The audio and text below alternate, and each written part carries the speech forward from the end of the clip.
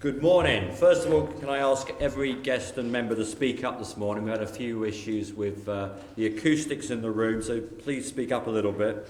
Can I welcome members, invited guests and the public, both here and watching on the webcast, although this week is the MIPIM Property Conference, I'm not sure how many people will be on the webcast, to today's meeting of the Planning Committee. Our main topic of discussion is the increasing housing density through the London Plan. But first I'll whiz through a few short items, formal business, before talking to our guests. Can I start by asking the clerk if any apologies have been received today, please? There's no apologies. Tom is expected. And also I've asked Bow Tie to turn the speakers up down at the end there. So hopefully they'll do that soon. Thank you. Can I ask the committee to note the list of offices held by the Assembly members, please? And do any members have any additional declarations of interest, please? No. Nope. Okay, moving on. Item 3, can I confirm the minutes from the last meeting held on the 1st of February, please? Chair. Thank you. List of actions. Can we note the list of actions, please? Chair. Thank you. And can we note the response to the Mayor's consultation for the Affordable Housing and Viability SPG as set out in Appendix 1 to the report? Yes. Chair. Thank you. And can we, for the Works Programme, note the report sets out the progress on the Works Committee Programme and to delegate authority to myself in consultation with Assembly Member Gavron to agree the subject to the main agenda for the committee's remaining meeting on the 20th of April, please? Chair. Yeah. Thank you. So we finally make item number 7, which is the key piece of business for today. To discuss the increasing housing densification through the London Plan. Can I welcome each of our guests today? Lynn Cousins, Director of Three Dragons. Good morning. Crispin Kelly, a Baylight. Elliot Kemp, Senior Strategic Planner at the GLA. And Jennifer Peters, Strategic Planning Manager at the GLA. And Peter Zittman of Mixed Developments. Welcome all. Thank you. So moving on to our first question, and it's been pointed out to me, sometimes I ask people to answer questions very succinctly, but on question 1 particularly, if we can go into a bit more detail, because I think it's a very important question going into each of the research studies on densification that the GLA has undertaken with industry figures. So if we start with Jennifer and then go on to Elliot, your views please. Could you set out the context for the densification research studies please, the main findings and how this will be taken forward in the London Plan review please? Of course, so the London Plan team identified the need to explore density in more detail in advance of we were writing a new London Plan. So we commissioned some studies, 5 or 6 studies altogether, and they were commissioned in late 2015, so under the previous administration, but they provide a really good evidence base to inform policy development of the London Plan, alongside all the work we've been doing over the last few months with the City for All Londoners consultation, and also other work with stakeholders. And also there's been quite a lot of other external publications about density over the last kind of year and a half, which obviously we've been looking at. So there's a bit of context of why this is important. We obviously know that the population of London continues to grow and we need to house that population. So we're currently working on a strategic housing market assessment to understand exactly what kind of level of housing need we have, but we know, or we assume that it's going to be higher than the last London Plan, which had it down as 49,000 homes a year. So we know we need to find more capacity for housing. So obviously with the constrained land supply that we have in London, one of the ways of delivering more homes, making more of the capacity that you have, is through higher density development.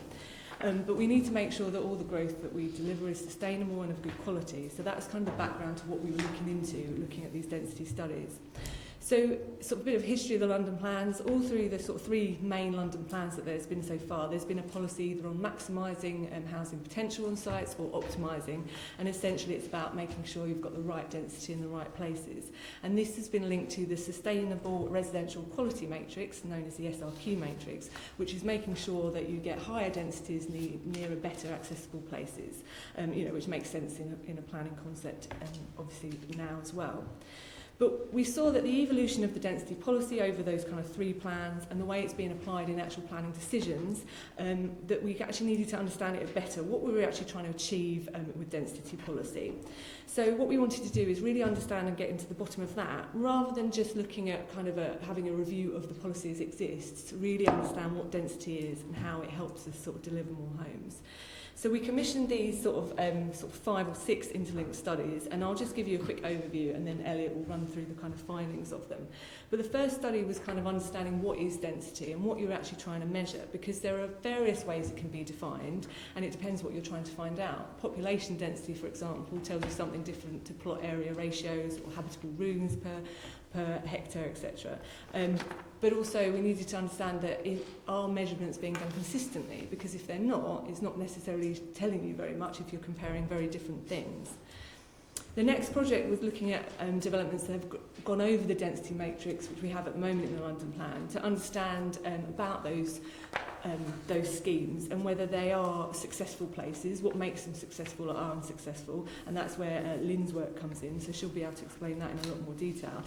We do know that a lot of the development that happens in London so far, about 50% is actually above the density matrix that we have at the moment. So, higher density stuff is coming through. If it's coming through, we need to make sure that it's of good quality and sustainable. We then wanted to understand the cost of delivering higher density development. The actual build costs are different the higher you go, and what does that have implications for the level of affordable housing and viability? As the density goes up, do you get more or less affordable housing? We needed to see if there was any kind of links there, and does more of it likely to be delivered on-site or off-site? The next project looked at the character. Part of the density matrix at the moment has a character section, suburban, urban, or central, and we wanted to understand whether that was the right way to understand the character of an area. Does it make sense to be kind of that mechanistic? And then we wanted to understand a kind of more conceptual project was, why is density important? Is it important to be sort of compact city, to have people close together, to be a global functioning city?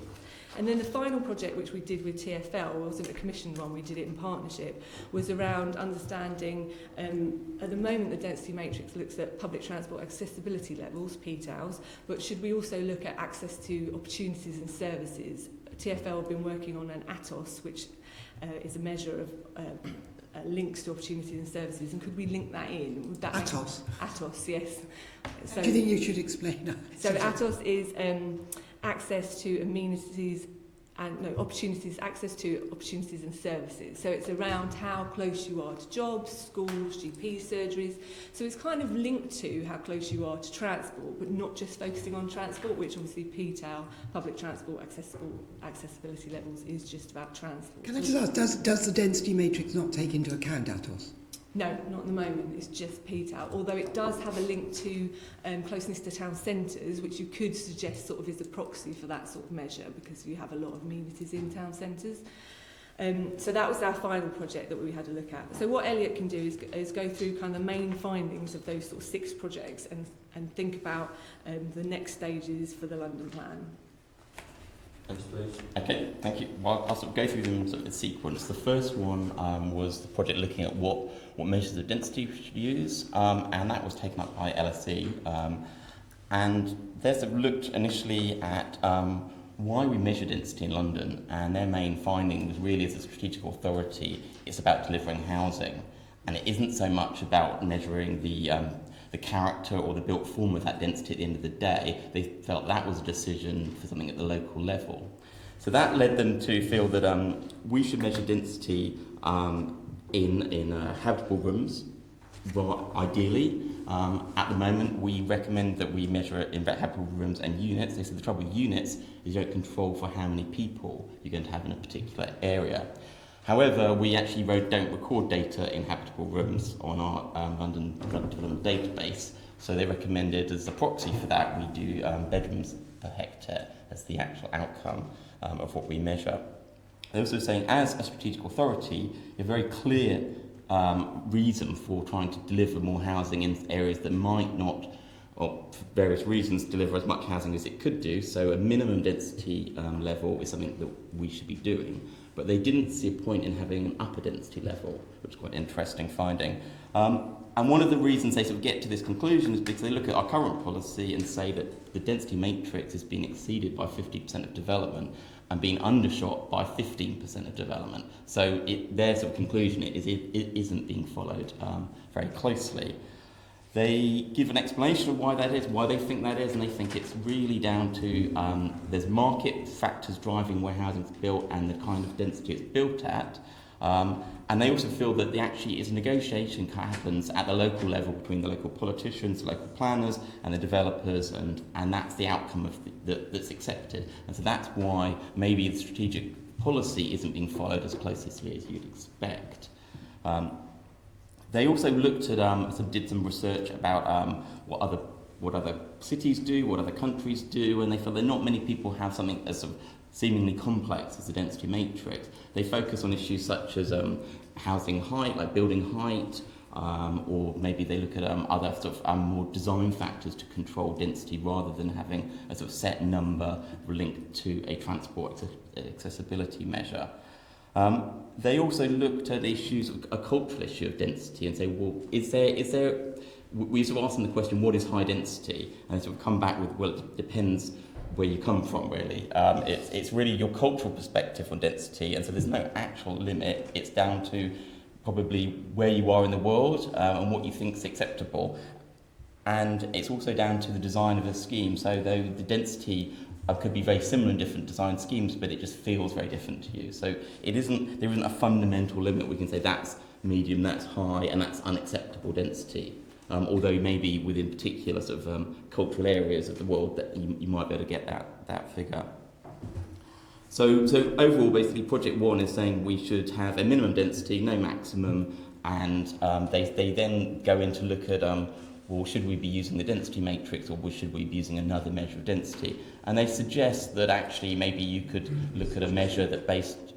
I'm sorry, who is suggesting this? This is the recommendation from LSE. From the LSE, sorry. Can you tell us when you go through each research report, can you say who it was commissioned from? Yes. And also, it would be very nice to know what the instructions were.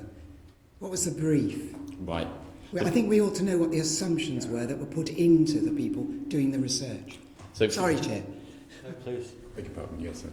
So for the Project One, we was particularly asking them how should we measure density in London? What measure should we use? I mean, 'cause we were thinking, should we be using plot ratio measures or using habitable rooms or people per hectare?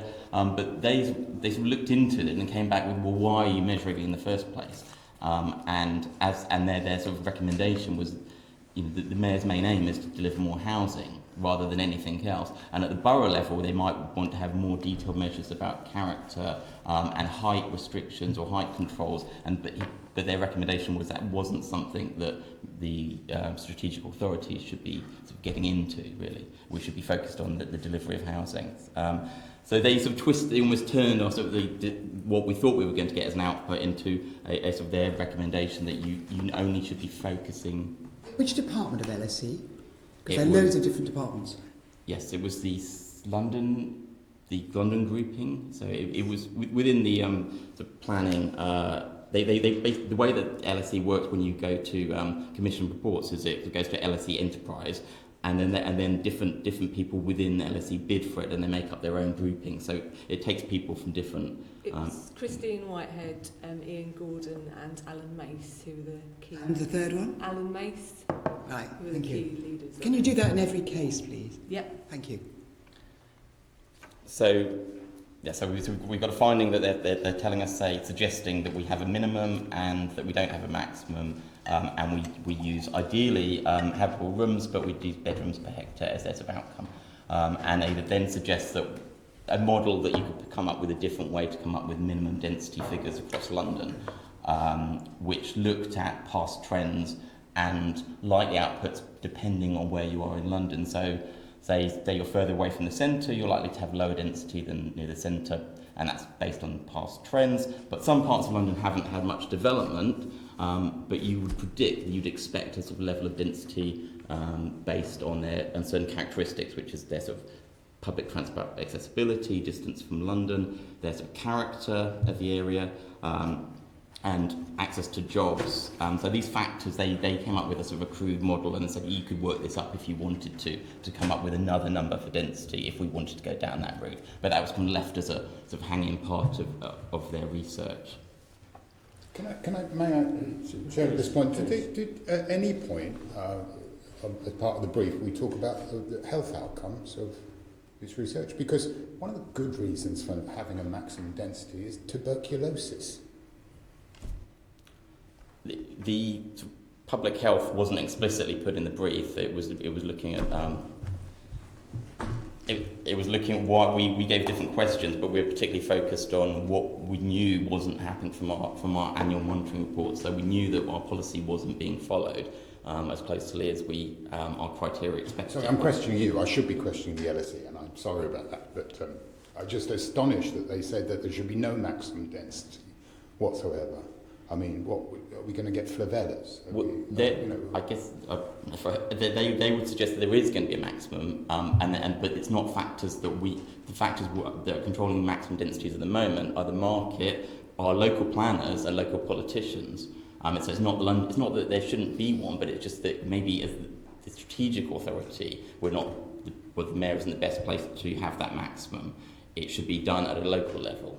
And that it's more around the design and the impact on the local surrounding. It's not necessarily about the number. I think that came out quite a lot, because you can have an arbitrary maximum, but that could you could deliver at that maximum or above it, and that could be a terrible development, or you could deliver above it and it could be a really good development if it's designed well and in keeping with the surroundings and takes into account the impact on amenities. So it's about balancing the different things, and to a lot of extent the research sort of shows that density as a number is not that important. It's all the other things, the outcomes, that are important, and almost we've become slightly not obsessed but very focused on the number, when actually that isn't the outcome that you're interested in.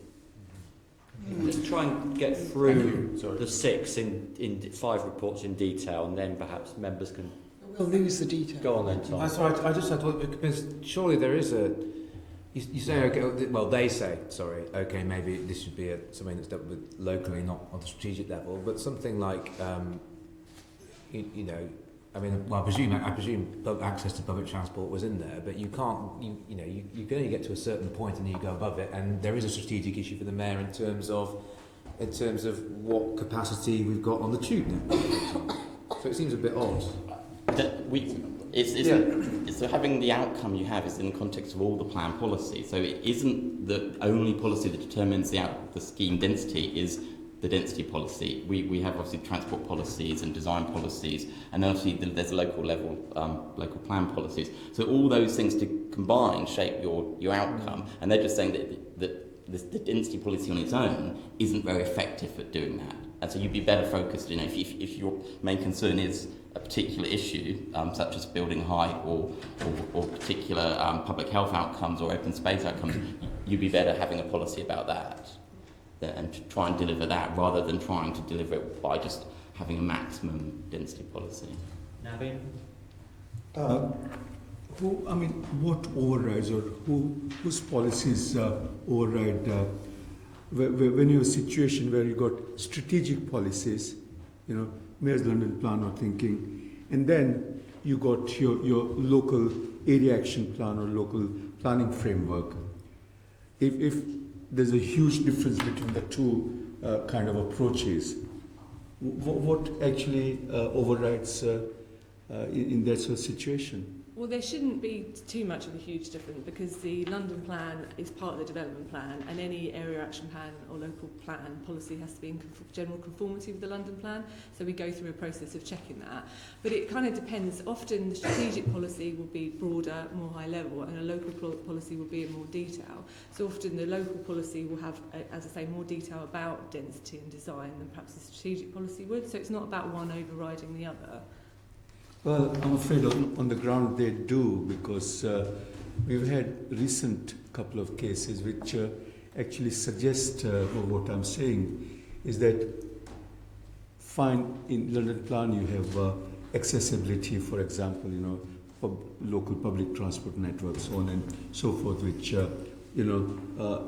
is seen strategically as one of the key policy to derive maximum density, maximum affordable units, etc. But then when you look at the local plan, there's a complete clash there, where they are looking at a different sets of policies, the local character of the area, so on and so forth, and what Elliot described as cultural perspective as well, which is more borne out at local plan than in the Mayor's London plan, I would say. Sorry, it's a gross generalization, but that's how sometimes it works out. Oh, it's more than often. And so there is that conflict there, and more sort of there's more pressure in terms of growth that we want. How do you achieve sustainability? Between strategic requirements as against local benefits or local preservation, you might say. What we're looking for in the general conformity process is that the strategic policies within the plan can be delivered at the local level. They may do that, and each local authority might do that in a slightly different way, but as long as the sort of strategic outcomes are delivered, then we can say that it's in general conformity. Very quickly now, I'll try and move So on. very quickly, what you're suggesting then, and what LSE is suggesting, is that we've got a whole bunch of policies, and character, setting, PTALs and so on, accessibility, services, transport capacity, in all sorts of different parts of the London plan, and that when you're considering density, you've got to bring all these together and look at them. Is that correct? It's more that Rather than having a maximum, you look at all those. you look at all them. In fact, you could argue that density is actually the outcome and not the starting point. It's all these other points, the starting point. And actually, if you get those right, then the density is what it is. It's the number at the end of the day. I want to ask this because we see constant examples of how one thing will trump another. Location trumps setting. And that's where strategically, location, this can take a tall building. Setting, locally, it can't. And I don't know, how are you going to make sure that one doesn't, how are you going to get the priority right, the balance right? Well, I mean, that's what we're working through at the moment with the policies for the new London plan, but I guess it's got to be within the context that I sort of set out at the start, that we have, a growing population. We do have to take more development if we're going to meet the needs of that population, which means that there will be, I guess, denser development in some places that haven't seen that development at the moment, but we need to, as you say, balance it with kind of being, sympathetic to the surroundings and making sure that the kind of amenities and the way it's designed is right for the area. But I mean, it won't necessarily be easy, and that it will be a balance. And what we're trying to do is make the focus be on those issues of design and sustainability, rather than it just being on the kind of the number. Or that's what the LSE are trying to suggesting that we do. Okay, back to Okay. Let's try and move on. I'm going to jump to Project 4 now because it makes more sense in the storytelling. Project 4 was looking at the current density matrix and the character areas in it. So the way that the policy is constructed is you have a table, on the top is PTAL, different PTAL ranges, and on the side is settings, and these calls of character settings, and they're suburban, urban and central. And we sort of asked them to sort of review them. Asked who? We asked whether the brief was to ask whoever was going to win, and it became Arup won the brief. So it's a number of different consultants. I don't have their names, sorry, but I can get those for you. The first project was to look at the sort of character areas, and we have a character area map that we use for the strategic housing market assessment, which has sort of 3 simple areas of suburban, urban and central, and we use that as a quick way to determine character when we do the strategic housing market assessment. And we wanted that updated because it was had been done a number of years ago, and we wanted it to be updated with new town centre boundaries and looking at a different way of doing it. So that was their first project, and they came up with a way of making it more responsive to the London plan describes what each character area should be, and one thing is they should be 800 metres from a town centre boundary. The old map was literally a circle around the town centre boundary, and they turn that into a walking distance from the town centre boundary. So it's quite a network sort of boundary. So it's much more finer grain boundary we had. They also updated it with new census data because we're looking at how many. One of the determinants of character is whether an area is full of flats or semi-detached houses or terraced houses, and it's the different percentages. And so we needed to update that with newer census data because we've been using the 2001 census data before, so we used the 2011 census data. So we effectively ended with a new map. They looked at many different ways of doing this map, and they were also looking at whether they could include more different elements of character, because the description in the London Plan talks about building footprint and sort of building heights and different types of building, and they sort of came to the conclusion that for the purpose of doing strategic housing market assessment, that level of complexity would be very difficult to map, and you'd have to change it pretty regularly, and probably wasn't necessary. So they kept it to the sort of the same approach that we had before, where we're just looking at census data, the distance from town centres, to come up with this new map, which is shown in the reports. They then looked at the actual policy and how it's applied for development management, and saying, well, is a map appropriate for doing a setting? Should we come up with a map? And this goes back to, they led them to delve into, well, what's the history of this development, the matrix? And the matrix goes back to the 1990s and work that was commissioned by the London Planning Advisory Committee at the time, or LPAC, and the work that was done suggested that you could try and intensify density through a design-led approach. So they were looking at sites around town centres, and they thought, well, at that point in time, lots of boroughs had maximum density limits and minimum car parking limits that led you to end up with a particular scheme that would be of a particular density. And they were suggesting that maybe if you wanted to develop around these town centres, you didn't need so much car parking, and you could probably have a higher density than the borough plan would allow. And they experimented with different designs on different sites, and they came up with a range of different building typologies, which they then sort of translated into a number. So they said, so if some schemes in central London you're going to have not much car parking or zero car parking, and you could maybe have flats, whereas in suburbia you want more car parking and you're going to have a house. And then they sort of did this range of different typologies, and you end up with different numbers. And so that's how they end up taking all these different design experiments effectively, and then coming up with a number that they then put into this matrix. And the matrix was very much meant to be the outcome of their work, of a design-led approach to a site, developing a site. And then the way you would determine whether you should have a flats or whether you should determine whether you should be having suburban housing was to do with the character of that area. And they came up with a description of what you should be looking for in the character of area. And it's effectively doing a sort of site assessment and deciding how big the buildings are around you and how dense it is and what's the urban grain around you. And you should be doing this for every single site you go to. And it's just an indication of what you should be looking for. So there was never an intention that this should be mapped on a sort of London-wide scale when they did this. It was just, this is guide for when you get to your site. If you've got this level of transport accessibility and you're sort of in this type of urban area, by your findings, you should probably build of this density. And that's really the foundation of the density matrix.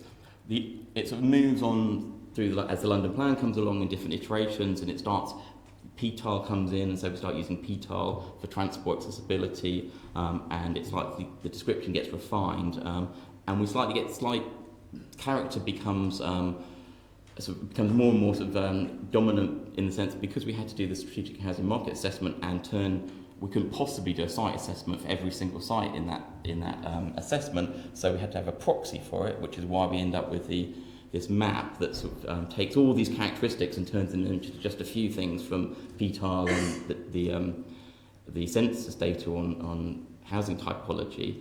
And then that becomes the dominant thing that either you're in or out of one of these settings based on this map that was never meant to be a map in the first place. So they sort of tell a story of how we've ended up where we are from the original research, which was about having design-led development. Okay. Yeah, sorry. It's a slightly complicated story that I might No, I have realise confusing. that. Perhaps I should have, my fault, I should have probably have got us to summarise the reports in a bit more detail before we started. Okay. So you've done two. Crack on. Right, so that's project 4. So go to project 2 and 3, which Lynn led on with 3 Dragons. That was sort of it was 2 separate projects. The first one was saying, well, we do have high density schemes above the density matrix. What's the problems with, what are the problems with them? What are the lessons from them? And then project 3 was saying, well, with these higher density schemes, are there sort of financial implications? Do they cost more to build, or are they more cost effective to build? And we link this with sort of saying, well, we also want to look at tall buildings. Are tall buildings more expensive? Question 2. We'll come on to question 2 in a second. Yeah. So that's what I'll leave that for Lynn to explain. Yeah. Project 5 was a sort of a bit of a sort of an academic piece, and LSE actually sort of won the contract on that. It was thinking, what is the advantages or disadvantages to density at a sort of regional level, and they were saying, well, could you increase productivity? Does density increase productivity? If you massively increase London's density, would you end up being a more productive city? And the outcome of that is the only way that's going to work is if you massively increase density across a huge region of London. Can I just ask Tony? We never actually heard the little bit. What are they actually recommending? You said no map, no character map. But what? They suggest for the SLAR, Strategic Housing Land and Availability Assessment, that we use a map, and they've updated that map, and we are using that map. And then they suggest for applying it in the London Plan to development management decisions, there shouldn't be a map. You should just be looking at the character as was originally intended, and they give a slightly refined description of character and what they think is important about what you should be looking at. And they keep the matrix pretty much as it is with the numbers. They don't change the numbers. They still keep details. Right. Okay. Go on, Andrew. Could I just ask, it's kind of almost asking the same question, but on a broader thing, not just about the density. When this research was commissioned, did we ask to see what the health and social outcomes were for different typologies of building? No, Not indeed, that wasn't the No. focus. No. You didn't ask what the outcomes were for high density residential social housing high rise. You didn't ask what the social outcomes were for that, because I can tell you what the social outcomes are. Some of the work that Lynn will come on to did look at the kind of how the higher density developments are functioning and whether people enjoy living there, and what some of the drawbacks or pros and cons of it are. But it wasn't specifically looking at Nothing about educational attainment, health, no. family breakdown, criminality, nothing like that. We can take that back to the Deputy Mayor, perhaps. Can I just finish the last tiny bit of question No, 1 now? I'm desperate to move on. Oh, wait a minute, Tony, because there's so much to explore here. Wait a minute. Well, there is, but you can explore a lot of it under question 2, can't we? No, that's No. a different issue. I mean, it's viability. Go on then, Nikki. No, well, no, other people might want things to explore, but I want to just understand, first of all, measuring density, because we're not asked any questions or asked any of the other guests to come in yet. We might have an idea about design, but measuring density, you're saying, it was Jennifer, wasn't it? I think you were saying that units and habitable rooms, and bed spaces as well? Is that how we're going to measure density? Are we going to do it by square meterage? I mean, how are we going to actually measure density? So what we're talking about is what LSE recommended, so we haven't, come up with a future process on this or a conclusion, but LSE recommended habitable rooms, and was it units as well?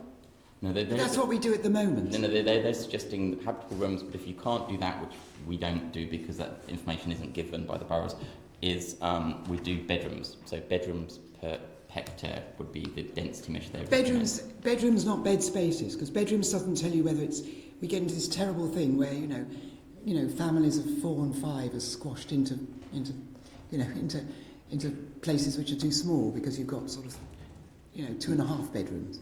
The data that's collected is in bedrooms, so rather than bed spaces. So it's just that it's what we can measure, not what would be. Ideally, they suggest a range of measures, all focused about the number of people you're going to get, the type of people, the different tenures, that will be delivered, and so various measures. But in terms of the most basic one, it was going to be bedrooms. But it's probably also worth saying that I know that last meeting you discussed the Affordable Housing and Viability SPG, where we talked about the 35% threshold based on habitable rooms, because we wanted to make sure you're not getting a load of like one-bedroom units through the affordable housing elements.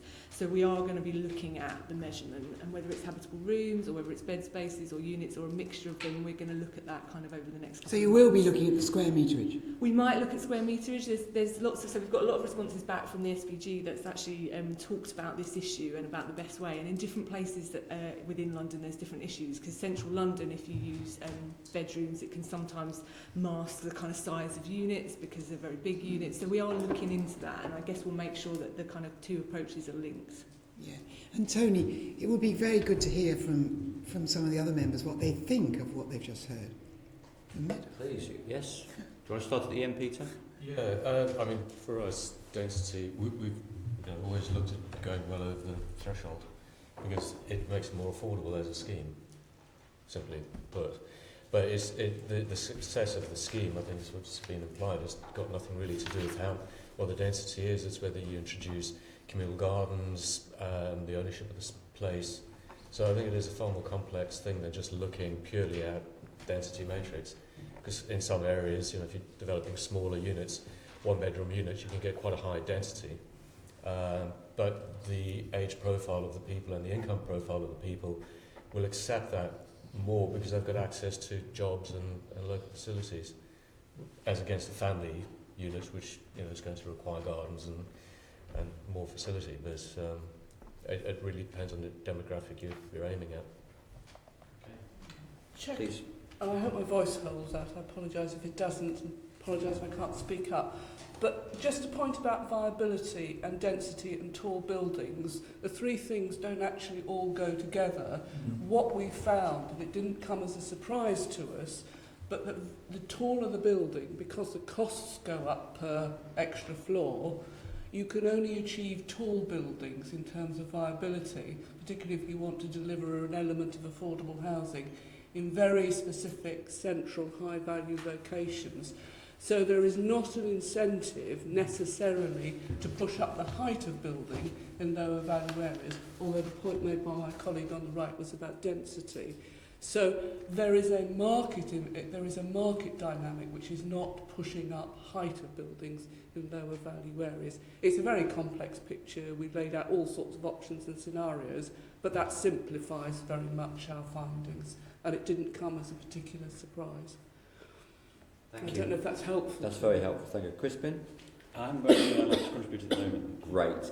Can I move on to question 2?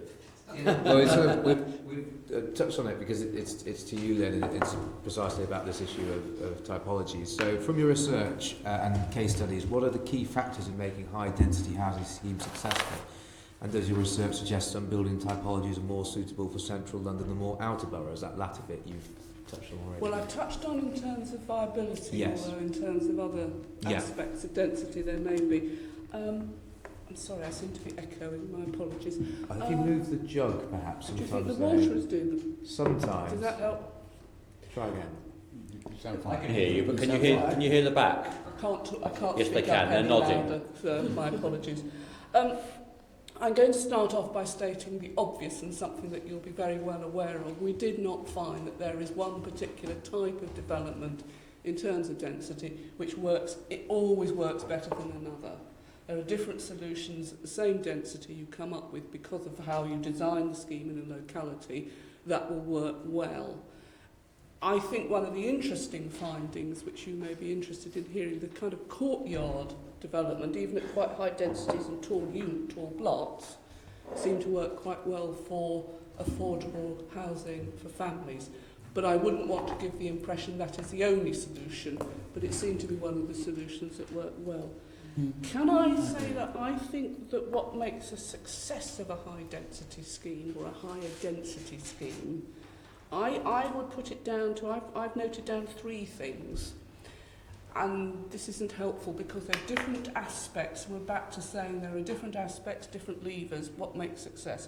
So my 3 would be the buildings themselves, And there are still issues around daylight, overheating, how the building works, and times the single aspect, how you cope with parking, storage of cycles. But I would say that there are lessons that we've come up with about the building itself that are worth repeating. They've spoken of before, but they still seem to go wrong, but some very good solutions we found as well. Then I think an issue that you perhaps want to touch on again later, the relationship of the building or buildings to its surrounding area and how much attention is paid. And what we felt was that where you had a comprehensive redevelopment area, you had the opportunity to, for instance, step buildings down towards its neighbourhood. But I think one of our most interesting examples, which is not particularly exciting central high-rise buildings, one of our most interesting examples was in an area where we had a 4-storey terrace, flats and houses, opposite bungalow, single story. Therefore, you would, I better use the correct technical term, increasing the density enormously in that very suburban area, but you were achieving it by way of good design so that the new buildings respected, whatever the technical architect's term is, I'm sure they'll tell me which one it is, it fitted. So you can actually increase the density in quite suburban areas by quite low-rise, higher density development, and it works. So it's kind of like getting away from the image that we're just talking about one type of very high density scheme. So that's about relationship to the surrounding area.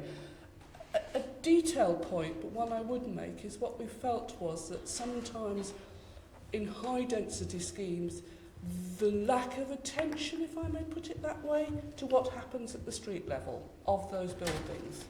Have you just got vacant street frontages? We found a couple of examples of refuse storage at street level in terms of the streetscape rather than at the back of buildings. So there's some very detailed points we picked up in our report for you. I think the other point I would make is that I think where you can get really high density solutions, and it all goes back to the existing plan, PTELs, etc., what we're finding is in very accessible locations, you are getting the kind of person you would expect wanting to have accessibility to transport, to facilities, etc., who would perfectly well accept living in a tall building. They tended to be younger people, and they tended to be people in employment. And I agree that there are some issues around affordable housing and how you provide that in mixed tenure schemes successfully in higher density schemes, which leads me on to my fourth point, and one I know you want to pick up later, the importance of how the management is carried out in high density Could we buildings. do that when we come to the Absolutely. question? Yeah, well, I just I'll make do it, that anyway, for me, we'll come to it's that. one of Yeah. the kind of 4 aspects, and it's kind of like, it's for me, perhaps that's because I'm not a designer, it's equally important. So those would be my initial comments on successful schemes.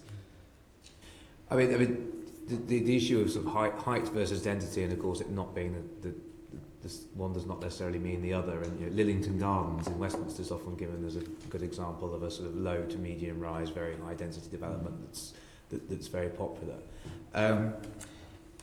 In terms of, I'm not sure whether this is one for you or the rest of the panel, but I'll put it to you anyway. In terms of what do you think are the main factors driving sort of high-rise or skyscraper development? Is it planning policy? Is it the market? What do you think is the main element? Because we're seeing high-rise, but I know there's a lot of concern about what people regard as inappropriate high-rise development. I mean, I can't comment on individual applications. No. It's not my specialism. No. What I would say, though, is I think your question is about why, and I think the why is answered partly in the viability situation, that going tall in some locations is the way to make the scheme more viable. But you won't get them everywhere because they will be less viable in some locations. So I wouldn't anticipate, because it could be proved wrong in 20 years' time, and you said you got it wrong, but I wouldn't anticipate this being something that you would see in every part of the capital. Because of it, the economics don't work, is the truth of it. Although in right, so in areas with high land values, you'd see it higher market values. High market values, sorry, rather than areas with lower market values. That would be the very general crude rule. Yeah. Go on, Nicky. Tom, is it all right? You might want to come in again. Yes, There's something in our In our briefing, and I don't know whether it's come from you or not, or from the Three Dragons work, it says that you can go up to 13 stories, and then you can go up to 29, or something like that. You know, I might have got it a bit wrong, but anyway, high 20s. But in between, it's going to be less viable. Can you, and therefore different typologies are going to perhaps work better in locations, depending on whether they're central London or outer London. Is that correct? I would need to go back and double check, but there are odd things that happen with viability, whereby at different heights in buildings you incur new and additional building costs, but the values don't necessarily go up in compensation. Yes, because which partly answers your question, which is about saying there are odd things that happen in viability terms with tall buildings. Yeah. Odd in a very sort of general sense, not because if that's because what we are seeing is some very more like the 29 stories and it's going back to what Tom said, in what people would consider would be inappropriate settings, and they're residential. And the Mayor has said that he will look at different configurations from towers for residential. And I'm just sort of trying to put those thoughts together. Peter? Well, there's different things that occur at different heights within buildings. Different legislation kicks in. So I think it's at 20 metres. You go from a dry riser to wet riser, and that has cost implications. Your net to gross gets worse the higher you go because of all this additional infrastructure. And that all has, it's not an exact 10 stories, 12 stories, it's about. And then you jumping, as you say, to 20 stories. The cost profile changes quite significantly. But then you have to associate that again to the sales values. Every 5 floors, you're adding about £5,000 to sales value. So, in some point, it's not a simple graph. It is quite a complex picture. But yes, it's a lot to do with legislation in terms of building cost. And obviously, the structure that has to go into a building at different heights, whether you've got restraining walls, etc., that you have to build in, which you don't necessarily have to do in a sort of 3-4 story building. There's a lot of difference. Just to come back on what Ms Cousins was saying, you said going on about the popularity of the courtyard developments. I found one that worked once, and it had service charges of £350 a month, and that's what it needed in order to work. Does viability take into account how much the residents of that development will have to pay forever? I think that the issue of service charges, which you're alluding to there, is an important one. When we come back to the management issue, we'll have to pick it up again, I would suggest. We looked at 2 different aspects of the affordability of this. One was the affordability for the occupier, where the service charge matters. You did look at it. I'll come back, and perhaps not in the technical sense you might have wished us to, but I'll come back and make some comments on it. And the other was in terms of the viability and the economics of it from a position of developing it. So I'm happy to talk about the affordability issue, but it doesn't play into the viability. You said something about single aspect, and I'm getting quite a lot of inquiries from people, or complaints from people about single aspect buildings, particularly when other dense developments are put in very close. So suddenly their daylight which wasn't great, is now almost not non-existent, but it's certainly reduced. Are single aspect buildings cheaper than dual aspect? They may be. I can't answer that as a general point. I think we found some things that you may find don't happen with new buildings because we were looking at buildings that were in situ, already occupied, had been occupied for long enough so we could get some resident feedback and management agent feedback, and your standards may well have moved on. So it may be something about looking at the new standards and making sure these lessons from the past don't arise again. Can we ask our other guests that? Just very quickly. Single aspect, are they on the whole Yes, because cheaper than dual aspect? You have 2 flats share 1 corridor, so it's going to make it more cost effective. Quite simply, the real problem with single aspect is not necessarily heat loss or anything like that. It's heat gain and how you control that. I think that's the same problem with dual aspect properties as well, because you get hit by the sun in the morning and the afternoon. But it's about making sure that there's proper passive solar control within the building, so you're not ramping up air conditioning or anything. There's air circulation. Yeah, well, you can get the air circulation because of full height windows, which most developments are doing now, because the cost of a glass window is about the same as the facade anyway. You're going to get the air movement, but it's about stopping the space heating up in the first place, and one of the only real mechanisms is passive solar control. Can I just, well, they're not just one, is it more expensive then to make them really energy efficient and sustainable environmentally? I think there's a right sort of level. Heat gain has always been the problem, not just inside the flats, but in corridors where you've got heat exchangers. They can get unbelievably hot. But with the current legislation, flats are using very little energy to heat themselves, very, very little, and so they have to have a benefit, but for the occupant rather than the developer, obviously. Jennifer? Yeah, just two quick points really. In terms of, I guess, linked to Andrew's point before about sort of the health and social implications of development, it's worth raising that density is one part of the policy. We also have, as Lynn's mentioned, a raft of standards which help ensure that, you know, the actual internal space is the right kind of size and conducive to, you know, people having a good quality of life. And that also has implications on the typology, because we have at the moment, we try to avoid single aspect dwellings, so that leads you down certain typology routes, although there is sort of flexibility there. And the other point is around the kind of land sites that we actually have in London at the moment. So some big courtyard developments might seem like, you know, perhaps the most attractive development, but if you've got a very small site and you're trying to deliver a lot of houses on them, it only kind of gives you a few options for the typology that you can follow, so we have to kind of bear that in mind. Navin, question 3, please. Yeah, yes, Chair. Many communities are that amenity society stakeholders often perceive density levels as too jam-packed already. How can the developers, professionals, planners illustrate when this is not the case and win over those critics? Open to. Crispin, do you want to start? I think it's a tough one.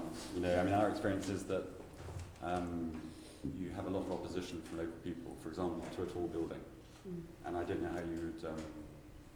I think the view is that whatever consultation you do, the opposition is there, particularly from sort of local community societies and that sort of thing. You know, that suggesting a tall building is not going to be popular. I think it's going to take many decades for people to think new clusters of towers, for example, were a good idea, if it turns out to have been a good idea. So we're working on a 20-storey building in Wandsworth, and we're not expecting anything other than opposition from the local community. And I can completely understand that from their point of view. Is that because we've done it before? No, I think it's because, I mean, the particular in Garrett Lane, where this is our proposal is, there was a big council development of, you know, 30-storey towers, which have been horrible for a long time, both for as a place to live and also to look at. So there is an ability to say, well, the design is better of our new towers, but I think it's a tough thing. You know, people not that bothered whether if it's a good design or a bad design. Does it really make that much difference if it's 20 stories high, where there's nothing at the moment? So I think what we're relying on is much more the planning system and you know, support of the GLA, the importance of delivering housing. But at a local level, I think that's very hard to say, you're getting more housing, so it's okay to have a tower. Could this opposition be, obviously, you know, representing Outer London boroughs that I do, I know that generally there's opposition to taller buildings, you know, to start with. The whole issues about character of the area and, you know, the sort of overshadowing and all of that. But could it also be that people perceive, and sometimes in reality, that the local infrastructure, you know, transport, congestion, traffic, all of that, is not quite looked at properly, and also the issues about other social infrastructure, like, you know, impact on local school places, impact in terms of community facilities and so on. None of that has been actually planned in the way when you have a huge development coming through. Yeah. That I think that's very much the case. You know, people don't feel those. If they get as far as to worry about those things, they don't feel that they're being considered. I mean, do you reckon that this is a problem and that when you have large, very high density developments, generally tall buildings, to overcome those local, that local opposition and serious difficulties that they can sort of rise from not having considered duly the infrastructure aspects? Yeah, I think two sort of logical things to try to emphasise would be the delivery of affordable housing and the SIL contribution. And I think SIL is a sort of mystery that people are not really interested in, but it's a very real thing for developers. Yeah, but I mean, we have a situation here where, it's like Section 106. Yeah. SIL is also seen now to be cure to everything. Unfortunately, you have tensions there as well because there are already current gaps in local various facilities, and SIL tends to look at, from borough perspective, at plugging those gaps. But then on top of that, you have, by having huge high density developments, if you're going to actually compound the current problems, i.e. need for those other infrastructure facilities, which SIL can actually not deliver.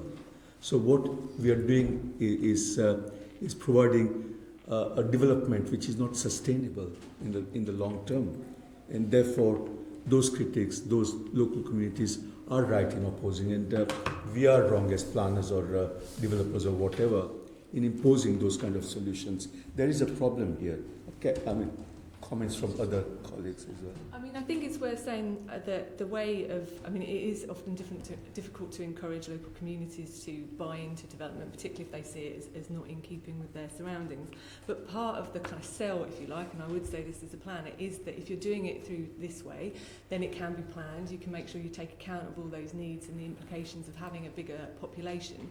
Because at the moment we're seeing London's population is growing, quite a lot, and we're not necessarily building the housing for these people, so they're cramming in. So you're ending up with those draws and capacity issues with social infrastructure, schools, etc., even without the development. So at least with development, you can kind of plan it, make sure that you are getting the developers to contribute to what you need and understand what you need, because otherwise you could have the same pressures but without the kind of planned process. And I think it's about going through the consultation process, and I think we have seen over the past, even couple of years, that local communities and people are getting more and more accepting to development because they know the impact of the housing crisis has on them and their families, and then they know we need to deliver more. And I guess, some sort of typologies can be emotive, but it's getting through that process and making sure that people understand why a certain design has been designed for an area, and that those things that have been mentioned about social infrastructure, impact on highways, etc., have been considered. And they should have been, and that's part of the London plans process. It's part of local plans to ensure that does happen. And then on a case-by-case basis, the sort of the development density can be understood in keeping with what's there and what's needed. I've got some figures here where there was this economic analysis and financial viability test of range of building types, which indicated that 25-story tall blocks and 13 to 14-story tower blocks were more viable in areas like Camden. But when you looked at outer London areas like it says Harrow, Haringey and Lewisham, 5 to 8-story types become more viable.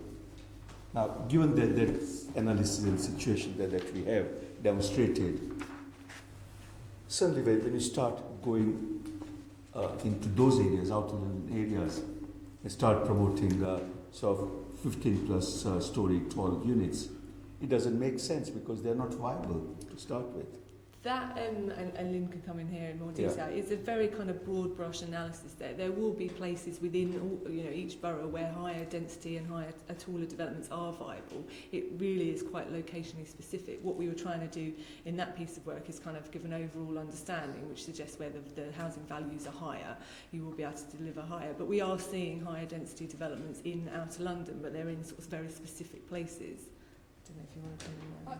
I just need to keep drawing the distinction between high density and tall buildings, because you can have higher density development in the kind of locations you're describing at lower heights, and they will work.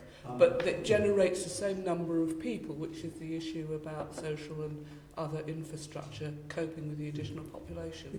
I'm absolutely with you, and this is the problem we have, that invariably you find that when one talks about high densities, it's almost seen as license to go as tall as you like. And that is, I think, a serious problem there is. I accept that if we explore as part of the process, and that's where I'd like to see some changes in New London Plan, whereby there is a clear process whereby one has to actually demonstrate, if you're going to go very tall, that you have exhausted the other options, typology options to deliver high density, because at least that will go some way, a long way towards, That's question 7, by the way. You're coming to question sorry. 7. So, do you mind if we move on? I'll stop here and okay, Chair, no problem. Thank you. I'll come in if I need to. Thank you, Andrew. Yes, Mr. Kelly, how difficult is it to get the GLA planning department to abandon section 7.7 of the London Plan? Is it quite easy? What section are you referring to? It's the one which talks about tall buildings and where they'll be required, and the fact that they shouldn't be built where they're unacceptable, where they are visually intrusive, and all the rest of it. It's the main policy on tall buildings, 7.7. So, we were at the particular building project that I'm talking about. We had across the way from us a development by Pocket, which was 27 stories, which had been approved. So we had a lot of support from the GLA. We found it wasn't, the height of the building wasn't an issue. How often, in your experience, have the GLA said, our policy 7.7 really doesn't allow for a tall building here? That's not been my experience, but I haven't got a lot You of haven't experience. that's not been your experience. No, it's not been my experience either, actually, Mr. Kelly. How is it that the planning department have for years got away with this thinly veiled love affair with tall buildings? Because you almost never, in my experience, have ever turned a building down because it's too tall. I may be wrong, there may be some. It's probably worth saying that both Elliot and I work in the London Plan team, so we're not on development projects, so we don't have the specific They're not in front of us, the nearest target. However, We'll have a separate tall buildings meeting in due course. But however, Elliot can come in on how the policy should work. Yeah, for Wandsworth, it would be that we would expect them to have identified those areas in Wandsworth Town Centre that would be acceptable or not through their plan process, and then that's identified, and then that would be an area that's considered acceptable or not. So that would be the way that we'd identify and expect to deal with all those character issues that are outlined in the plan. Currently, in the London Plan, there is a specification that tall buildings should not have an unacceptably harmful impact on their surroundings. Now, the point is that currently is interpreted as something that the planning authority's got to prove, not the applicant. Don't you think the applicant in a future plan should have to demonstrate that their tall building is not unacceptable? Yeah, I think the starting point should be plan-led, so the boroughs should identify it as the policies at the moment where they think they may be acceptable in principle, and then there's that scale of things, those criteria which the applicant would have to demonstrate it's acceptable in this location. So the principle of a tall building of some sort in this particular area may be considered acceptable by the borough, but then you have to meet all these environmental character. But should it not be the applicant that has to demonstrate its acceptability, not the planning authority to demonstrate its unacceptability? the planning department's making an assessment, so they're actually making the decision at the end of the day. So obviously the applicant will have put in all the evidence they want to demonstrate that. So there's an assessment being made at the end of the day, and then a decision by the councillors. And yet we should come back to that. We'll come back. I think sorry, when we got Jules here, particularly, we'll ask that question. Can you ask question 4, please? Yes. How can we be sure that, this is to August, how can we be sure that the low levels of voids and turnover are a reflection of support for high density living rather than just about a more basic shortage of housing? Who will start on that? I might have a go. Go on. I don't think you can answer that question perfectly at all. I understand the point you're making, that actually these are relatively unpopular buildings, but it's only the pressing need for housing that is making people stay there. I can't prove the negative to you, but we didn't pick up anything from the survey of residents we undertook, nor from our discussions with the managing agents, that would suggest that people were living in these buildings because they had no other option. So I think that it is reasonable to say that there are groups of people, not necessarily everyone in the population, but there are groups of people who are perfectly content living in high density developments.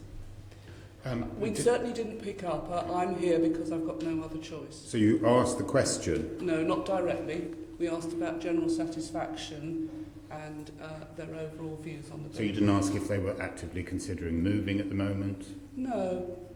Did you ask whether or not they... But the turnover levels are very low. It's not just the void levels, but the actual turnover is low, which implies... Well, that would happen if there was nowhere else to go. They would stay where they were. Indeed, we didn't pick up any sign. Well, that is London, isn't it? Well, it's a large part of the country, Yeah. actually. But you didn't actively ask whether or not people were... But you asked whether or not they were content. Well, whether they liked what they thought about their home and then what they thought about the local area. But we didn't ask them whether they were considering moving. Because that would be a real good test, wouldn't it, of whether or not they will with work. speculative questions like that, people give you an answer they think you know. Am I considering moving? Maybe. It's a difficult question. The basic questions we asked suggested a level of satisfaction and not a level of high turnover. I think one of the more interesting findings I would suggest is that we asked people, slightly odd question perhaps in tall buildings, whether they wanted to be at a higher level in the building or a lower level, and most people wanted to go up higher. Yeah, there's a penthouse, who wouldn't? No, they were realistic about costs of things, but they wanted to go up higher. Did you break it down, sorry? Did you break it down into you know, were they couples, were they elderly, were they families? Most of the people we interviewed were actually, but the largest single group of people in the higher buildings, the taller buildings, were people sharing, young people sharing. Young people sharing? Yes. Most of the families we identified and interviewed were in, they were in the tall buildings, but they were also in the lower sort of courtyard type and lower density schemes again. But I can't answer your question directly, but there is no evidence in the survey that... Do you think it would be a good idea to ask people where they'd like to live? I mean, you know, what kind of typology they'd like to live in and things like that. I think, castle. I think what we did was... They can answer that, but typically when you've had surveys like that before created by Create Streets, people aren't ridiculous with their choices. They don't say, I want to live in Buckingham Palace. Well, what we did was ask people what they thought of the current scheme and then looked at how their different ratings, general perceptions of their current living environment compared across. I think it's a very good question. We can use it as a mayoral question, I'm sure. I think we will. Thank you very much. Anything else? Anybody else? I think that's probably covered. Thank you. Tom, question 5, please. This is going onto the issue of management agreements, which we started with earlier, so I'll start with Lynn. What is the scope to develop policy guidance on the need for management agreements as part of considering any high density proposal? And are there examples of successful practice in London? I think that this is a very important area as you are looking at higher density development, because it means you have more people having common spaces in more buildings being a larger part of the future development. And I know you already have policies that suggest that this must be attended to when you put in an application, but I'd actually think it's more important than that. It should be something that's very headline about you have to have the right kind of management arrangements in place, and they have to be affordable. I think some of the issues are about how you deliver good quality management where you have mixed tenure schemes, and it doesn't matter whether they're tall, courtyard, whatever they are, but how you actually deliver that good management in a way that doesn't actually segregate the tenures. And it's quite difficult. I think we found examples... this is the mayor has said, he doesn't want to have poor doors and yes, things I like know. that. It's unfortunate that that expression, because when you see it working in practice on the ground, you can see how this can work. This doesn't look like that. Right. And I think what I would say is we weren't looking for this when we started on the research. It was part of our brief to talk about management, but we weren't particularly looking for this. I think we found aspects of good practice in a number of different developments, that if the GLA wants to pick up the issue of how you strengthen the way management is delivered in high density developments, we can go back and revert to, here's a good bit of good practice, here's what seemed to have worked in this instance. I don't think I would say to you, here's a single or two examples where this is a perfect arrangement. I'm going to give you some general, like concierge, things like that. Any sort of general aspects? Yes, there were general aspects, but if you have a concierge, that puts the cost up. Yeah. There are some basics that seem to be delivered by good management to do with simply making sure the waste gets removed. There's some degree of security for the cycle storage. There's somebody around checking that, if there are problems with children playing in a quiet area, those are somehow dealt with properly. It's a bad example, but somebody around and dealing with repairing faults very quickly. So if you've got a problem with a lift, it's repaired very quickly. They're kind of basics that all good management appear to require, and you have to deliver that in a particular way where you have different tenures and different types of markets you're serving.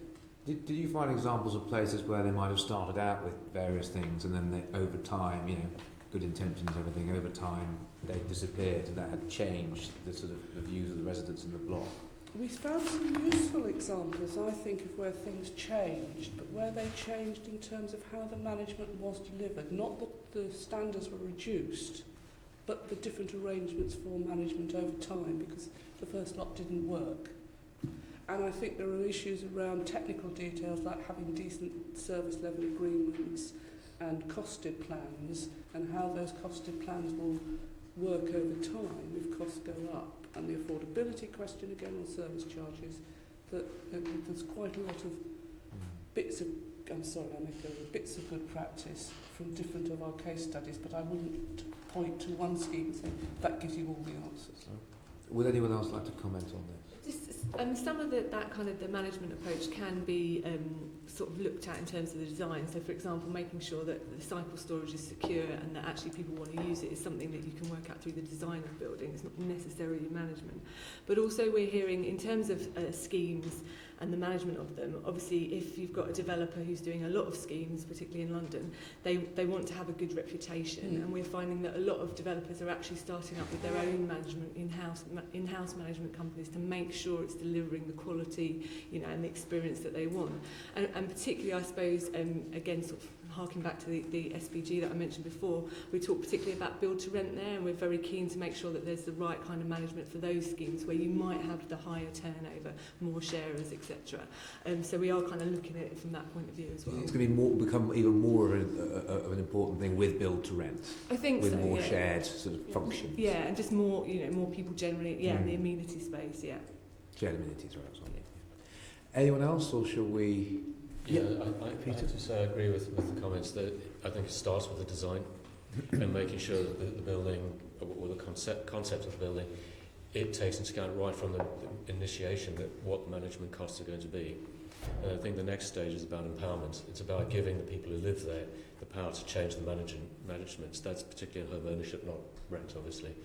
Because if you can give them the power, they have the power to increase or decrease the level of service charge and adapt that to whatever their collective needs are. Very big schemes, that's more difficult. If you're doing sort of 400, 500, 600 units, that's a slightly different thing. But if you, the sort of 35-ish sort of units, it's actually quite easy to do, is to give the ownership of the management to the people who live there and let them do it, because you don't... Something that council tenants, of course, have in the form of TMOs. Yeah, but try and get something done when you live there. Yeah. It just doesn't happen. I mean, they labyrinthine it. It's nuts. But you know, I'm talking about more ownership, smaller schemes where you have ownership over that management process. Is far more successful.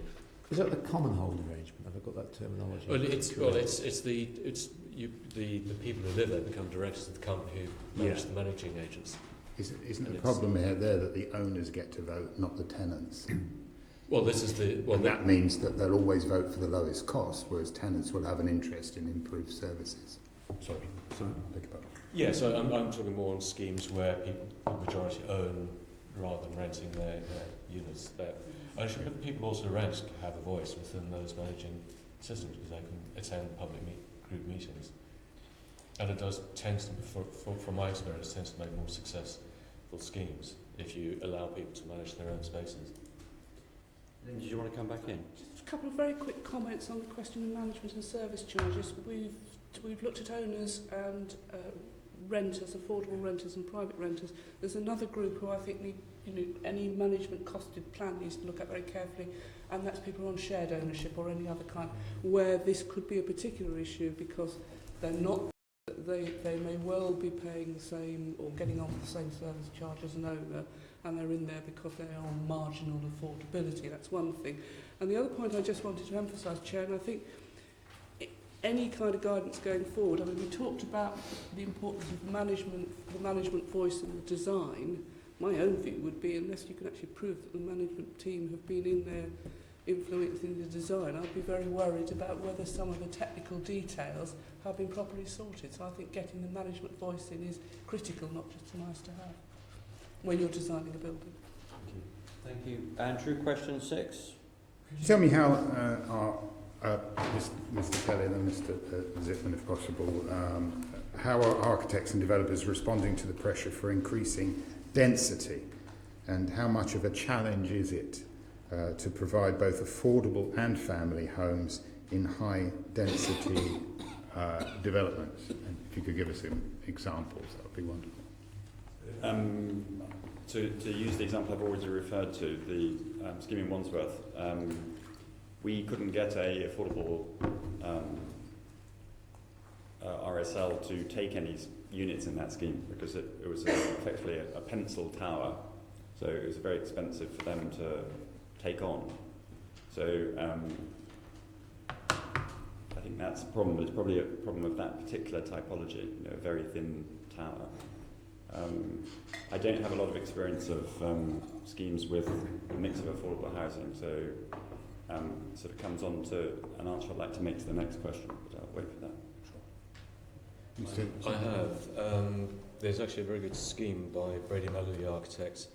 It was for Ballymore and One Housing Group in the Docklands on Marsmaker, where they have all the family units on the ground floor, and then so as the buildings go higher and higher, they get smaller and smaller units. It's a very expensive development, but I think it's very successful to want to go around, because obviously all the families have access to courtyards, which I mentioned earlier, and the street and play areas. So they are quite good examples of doing that. So the ground level are family homes. Family homes. What about and then obviously as you go up, if you put in the private ones at the very top, they get the best returns in terms of sales. So you can sort of layer cake it if you want as an example. How tall is that development? Bigger than. Sorry, how tall is it? It is.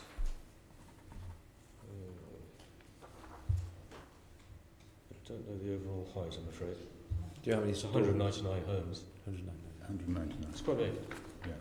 And but there are family homes within the tower as well. Is that correct? Less in the tower. Yeah. But I think it depends on people's expectations. Obviously, there's going to be places where you don't want to put families necessarily in busy streets, but there are families who are quite happy to live in towers. They are good architectural examples of where they have. You to find one for me. I'm sure I can find you quite a few. I haven't found any to date who haven't got a country home where they can take But kids. if you look at schemes like Unité de Habitation in Marseille, it's a successful block. I know it's one has to look at the demographics of it to some degree, but I wouldn't want the demographics of it. I completely agree with Andrew that this idea of families living in towers is a sort of, it's not real, you know. You get some couples with children who are architects who are happy to live in a tower, but, you know, that's pushing And it. they're Why off on to earth would the you want to live in a tower? Chilterns at the weekend, and they say, "Look at me, I'm an urban dweller," you know. Yeah, I know. So not everybody has that income. Exactly. I mean, let's talk about affordable, because you're talking about, you demonstrated family homes, that's the topology. What about the affordability of those homes? Would there be a mix of... Well, in this scheme, I believe most of the family homes are social rent, so they're affordable rent homes. Okay. Versus for sale.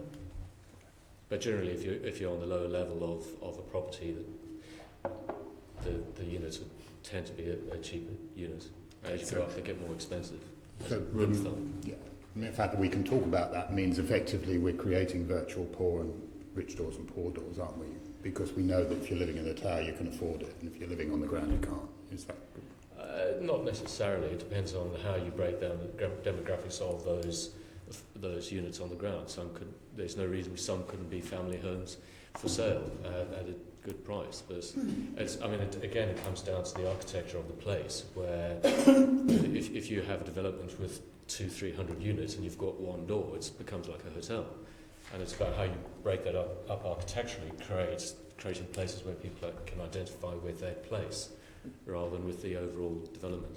I mean, so, Ms. Cousins, I was just going to confirm that looking across all our case studies, that the point about affordable housing in tall towers being on the lower stories is confirmed by... In March last year, actually came up with the statement. Given the choice, many people and most families would prefer to live in a home with a private front door at ground level. And the challenge for higher density housing is to give the benefits of a private house to people living in apartments. How would you do that, bearing in mind we've already established from GLA work that that's where people actually want to live? Well, in the developments I've been involved in, it's about giving people ownership of their front door and ownership of their place. I haven't seen any issues to do with people not wanting to be in reasonably dense developments, and actually sucker from being close to people who may be like-minded and be able to knock next door and ask for a cup of sugar or whatever, and enjoy that community spirit. And it's really down to how the development is built up right from the start. You know, is it just wrapped up to make as much money for the developer, or is it actually trying to create a place where community can evolve? Do you know where those happen in high-density developments? Yes. Yeah. Definitely. Be interesting if you could write to us and give us some examples of where those communities are. I can. Sorry, I used to be the development director for Pocket, so Sure. the Westminster scheme, I think, works incredibly well. Okay. You know, this is a scheme that has a piece on a headroom per hectare well over 1,000, and 32 flats, communal gardens. It's won RIBA awards, to Evening Standard awards, and satisfaction in there is pretty high, because I spent a lot of time making sure that the ground floor flats, for example, had ownership of the garden spaces in front of them, that there's a communal space at the top, that there's a sun lounge at the top that's open for any residents to use. You've got to understand, a lot of people don't have a problem with high density. It's high that they have a problem with. Yes. I think though, sort of the design, what we're seeing quite a lot of, and that's also sort of part of the SPG guidance, is around this idea of active frontages and having front doors. So you can have a mix of typologies. So you can have blocks that meet the kind of family needs and requirements, access to open space, etc., and a sort of street-based pattern, and then maybe an element of a higher density or higher tower, not necessarily a tower, but a higher bit as part of the development, and that works quite well because you get that quite nice mix.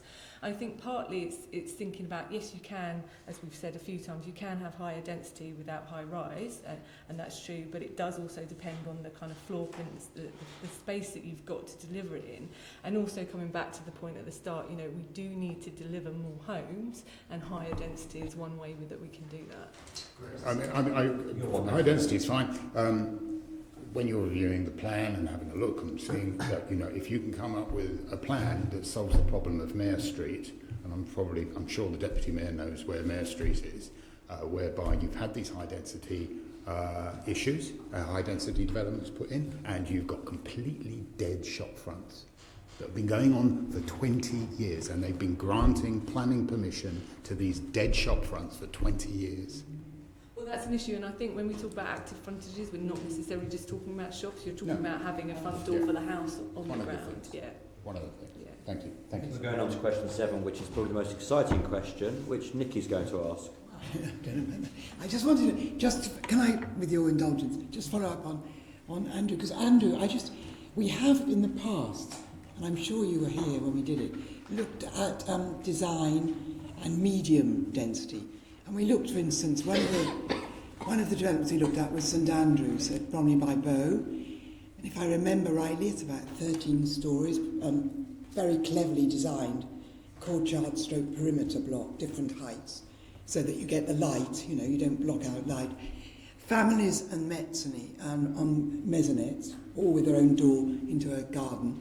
And then at the top, more families, it's all social rent.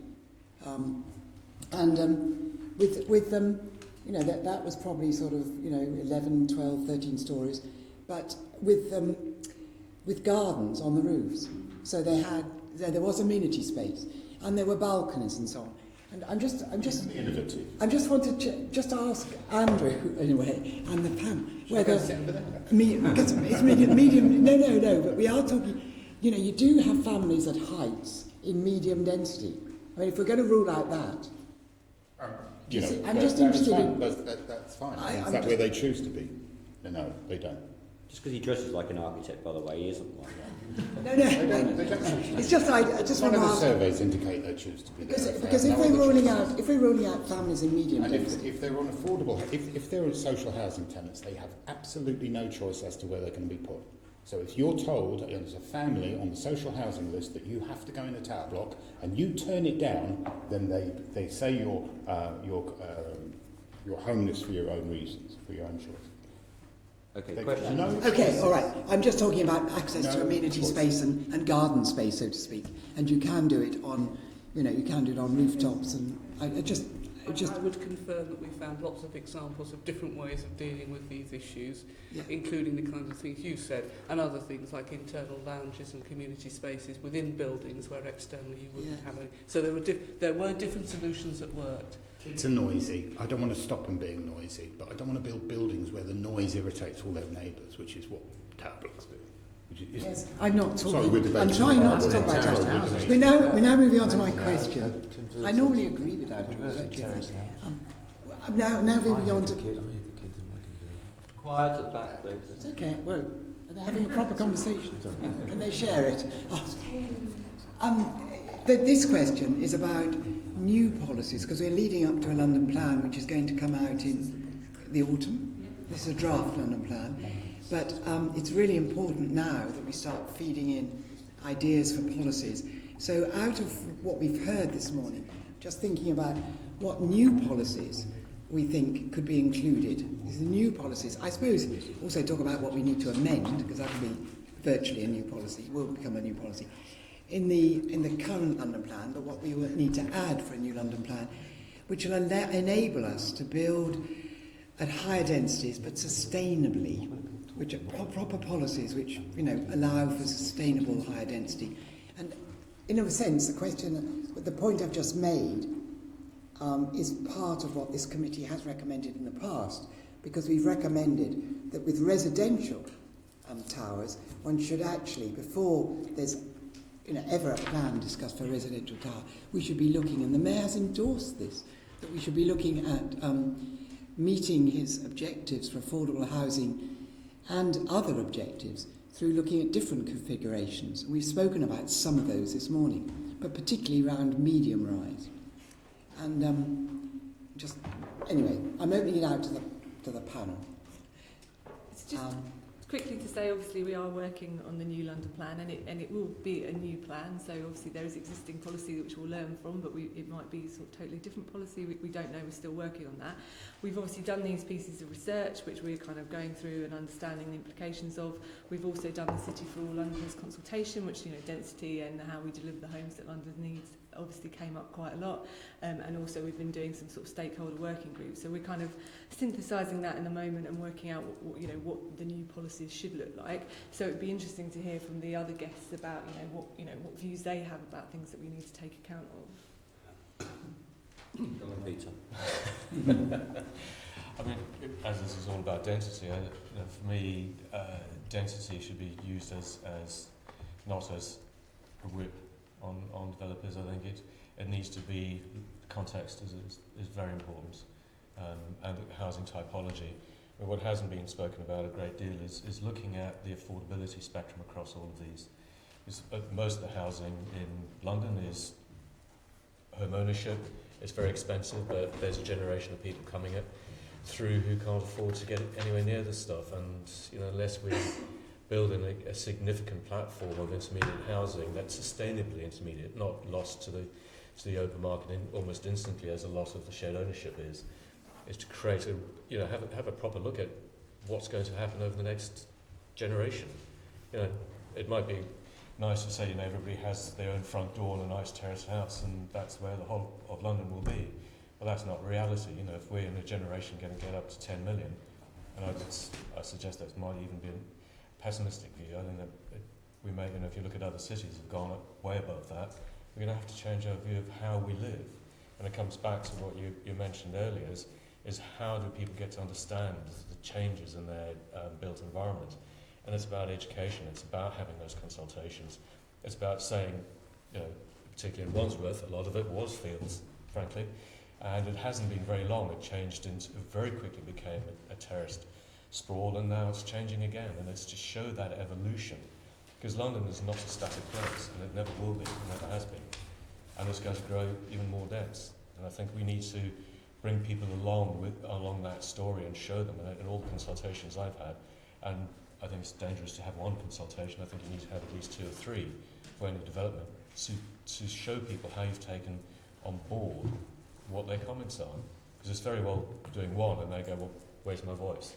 And I think it is part of that process of showing the evolution and saying, well, where are your kids going to live in 25 years' time? Because none of this housing is affordable to them.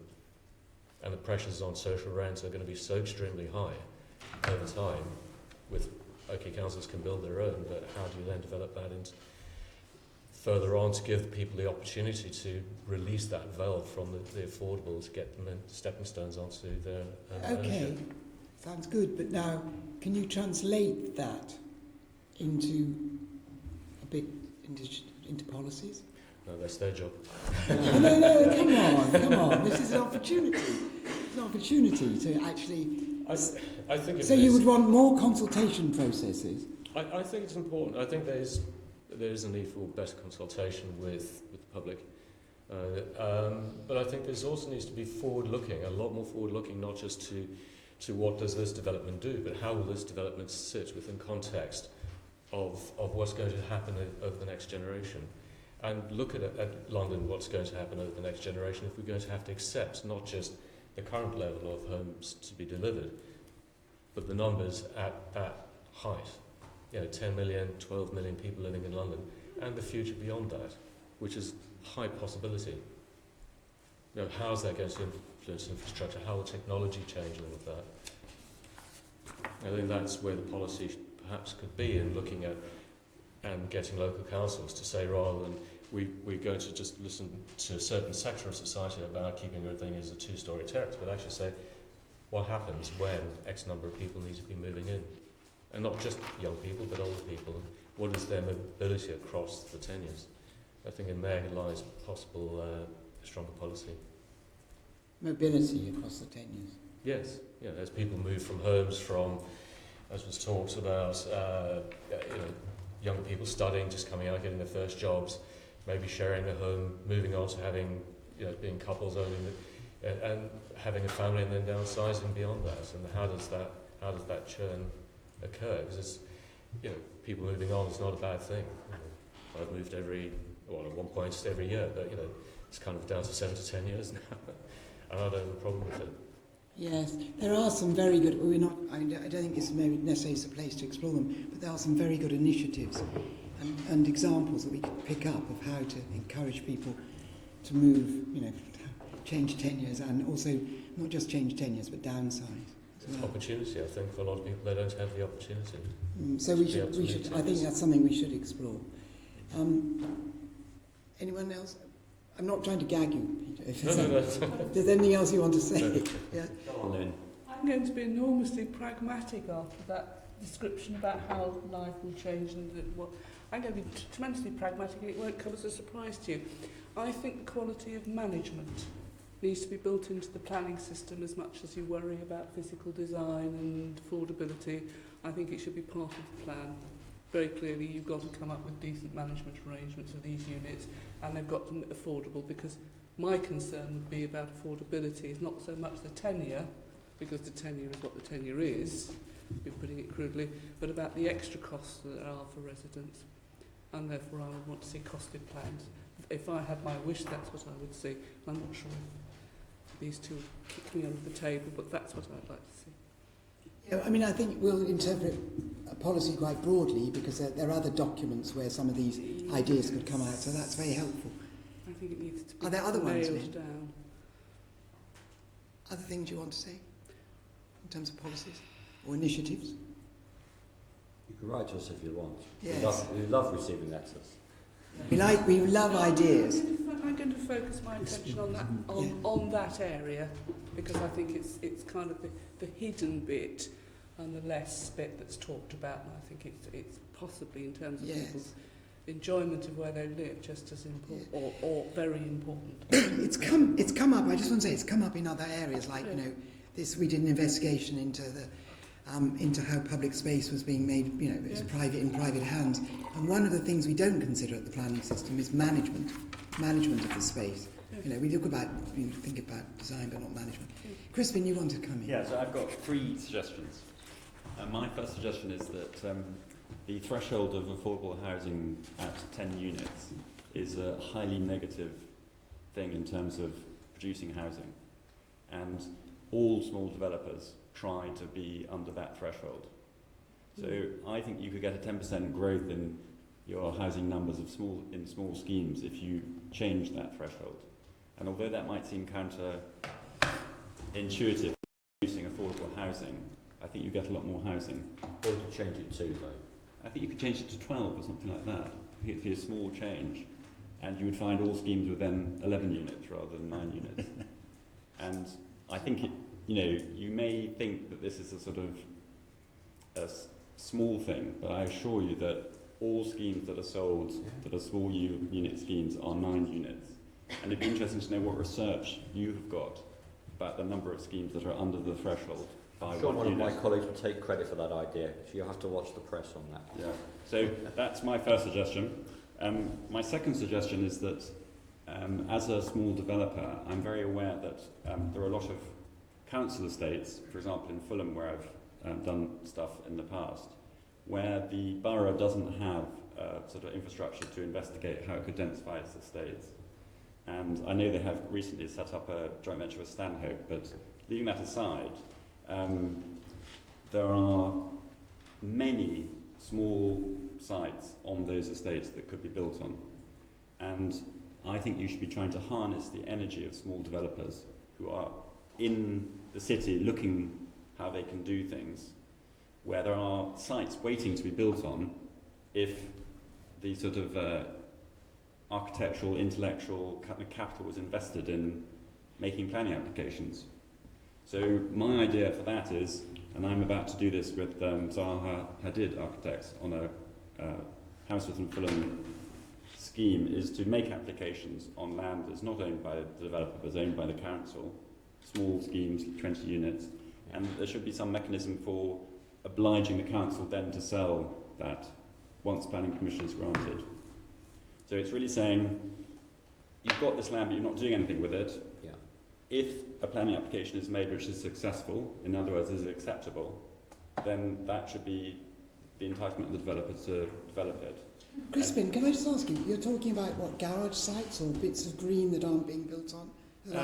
Well, Hidden homes, isn't it? it's hidden homes, yeah. So it might be like on the dead end of a block, or a 1950s block. Yeah. So obviously you're going through a planning process, so it's got to be architecturally okay to do it there. You know, it's not something that's not acceptable that goes through the planning process. But I think that there is a sort of, there's a sympathy for councils and housing associations that have land that they can't attend to because they've got too much else to do. But you should be welcoming the enterprise of small developers to identify that land and say, right, we could put 5 homes here or 10 homes here. So that's my next suggestion. Well, if they oblige to say it, the council might have a strategic plan somewhere down the line to do something with the estate, and if they're then obliged to sell that land, then that completely knocks back their wider strategic plan. And they could do what Igloo did, which is to take all the spare land on an estate, and then they encourage people who are under-occupying to go into the smaller units which were newly built, and then they refurbish the flats, and they got more social tenants that way. I'm merely trying to encourage the initiative of people who are looking around for things to do, and I'm not saying that if an estate has got a long-term plan where they've, worked out what they're going to do, that should be upset. But in my experience, there are lots and lots of sites in London that are small sites that are too small to be sort of strategic for a council or a housing association, but could be dealt with by a small developer. And we have this wonderful thing that you can make a planning application on land you don't own. So why don't we encourage that? If people get consent for that, they should be entitled to buy that and give half of it as affordable housing. That's not. That's fine. If you could write that up and send it to us, that would be That great. would be brilliant. That was your number 2, wasn't it? That's my number 2. Yes. So my number 3 is really picking up a sort of general tone of the conversation, which is I believe that the future of development in London is going to be rental housing, and housing for sale is going to sort of wither. And so I think that the interesting thing about the housing crisis is it's going to change our approach to the sort of housing we build, and it's going to be built by big developers who are going to be doing an American model of housing for rent across family, single occupancy. They'll be there for their lifetime in a particular development, and that is going to completely change how big developments work in London. So that would be an area that I would think you should be addressing, because I think it's going to be a fundamental thing. You're saying PRS is going to really take I off? think it is, yeah. For the first time. It is. Yes. And I think that brings with it sort of architecture, particular sort of architecture, particular stuff about management. It's going to be all about management. It's going to be about capital being managed so that the tenants are happy, that there's it's going to be effectively a private environment which has got its own particular issues. It won't be about affordable housing. It's going to be about private market housing, including cheap private market housing. Tell the politicians. Sorry? Tell the politicians. Thanks to these guys, isn't it? You're not envisaging this, Crispin, as being, you're not seeing these big blocks or whatever, private rented, as being mixed tenure? No. No. I don't think so. So are they going There'll to be mixed income in the sense that there will be cheap housing there, but it will be market housing. But at the bottom. These are For big, rent? Yeah. Yes, big, I get that. Big business operations. But yeah. won't the drive for density and for and for profits drive one-person units or so one-bed flats anyway? I think the American example is that they develop sort of like villages, so that you can stay in this place as a student through to when you're going to die. A cheery last point. Wait a minute, is this a one-bed flat? No, that you'll go from a sort of shared studio as a student through to a 2-bedroom flat to a family unit, back down to a 2-bedroom unit. They will accommodate your entire lifetime. Yeah, all right, okay. So I think we're going to have a completely different sort of housing development, and that will be interesting to see how policies. Have you seen this anywhere internationally? No, but apparently that's what happens in America. A lot of our housing is. There's a scheme going, or it's finished in Croydon, which is on that model. Okay. Right, so we're getting some ideas here. This is good. Nobody has really mentioned the role of design And I don't know, when I was chair of planning, what I did notice is I got higher densities. Actually, you won't like this, but I had a list of, I went round and looked at really good, what I thought were really good schemes, and the architects, fairly high densities. And then I said, well, if you choose these architects, one of these, I didn't prescribe, but here's a list of 15 firms that are pretty good. If you choose one of those, you can, and get good design, you can up the density. And I think we just really don't pay enough attention to design. And I really wonder what, got a rich panel here in terms of ideas, how we could introduce more about design into the London Plan or into the documents that flow from it, and also make sure that there's design reviews of developments. But any ideas? I'm an architect, and I've been president of the Architectural Association, and my view of design reviews is that they are hopeless, and that the sort of judging quality by a committee is a terrible kind of process, and you get a sort of very anodyne kind of sort of every decade will produce a sort of design approach. It might be better than judging it by a group of another committee, which is what happens actually. But what, planning committee? Yeah, it might. I don't know. Yeah, well, I don't have any faith in them either. I'm not saying that. I just think it's helpful sometimes for planning committees to actually have some alternative designs, or or to I think my or have view, some good design, which I know is perhaps a bit outrageous, is that design shouldn't be part of planning. That what buildings look like shouldn't be part of planning. What? Yeah, no, but I don't think if you look at the history of what's built in this country, most of the stuff that was good did not go through a planning process in terms of design. So if you look at the great estates, none of that was had a planning process to go through. It was about the ambitions of individuals who wanted to do something good. It wasn't about them being told, white stucco is now good, or curved roofs are now good. Garden estates. And Yeah, but very great estate. There's some terrible ones too. But have you got any comments? I agree with Crispin. To some degree, I think it's not about looking at the championing of good design, which I think is what you're implying, is actually looking at the other end and saying how do we try and improve the quality of what's lower down. And I think there's a difference between the two. I think you're right. I've been lucky enough to work with Daniel Liebeskind on the Holloway Road, and he, it went through a planning committee. I think it's a brilliant building because I commissioned it. But I think there is the other end, which is very different, and how do you improve the quality? And I think it's down to planning departments looking at design more critically, and not to meddle, but to improve. But how you legislate for that, I have absolutely, like Crispin, I'm an architect, I don't know how you would legislate for quality of design. Because it comes down to very much the client, who's the driver of that process, and who they choose to be their architects, and what their intent is. And some people's intent is to improve quality, and others aren't, and you can see it. Once we're talking about ideas, new policies, densities and stuff, and design, is there any merit in looking at the current prescribed room sizes and include the minimum heights as well as the obviously unit sizes therefore. Can I just make a comment about the question of design and standards? I mean, these gentlemen are far more knowledgeable about design than ever I am, but I just would put a word in for the residents. There are actually a whole raft of things about living in high density development that they require, such as decent room sizes, height of ceilings, single aspect windows.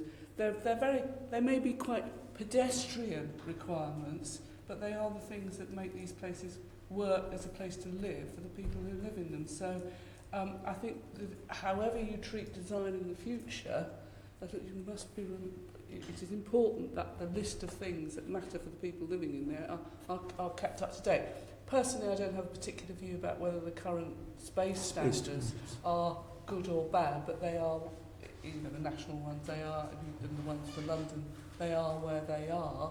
If you increase the space standards for people, you increase the cost, and therefore you put up, you cause, there are other issues than just the space. Yeah. The reason I asked this question is that at our committee meeting on private rented sector, we had one of the panel members indicating that given that you would have schemes which would provide communal facilities, he was putting forward a case pretty much to actually lower space standards in terms of actual habitable areas. And that's why I popped the question here, because space standards are critical.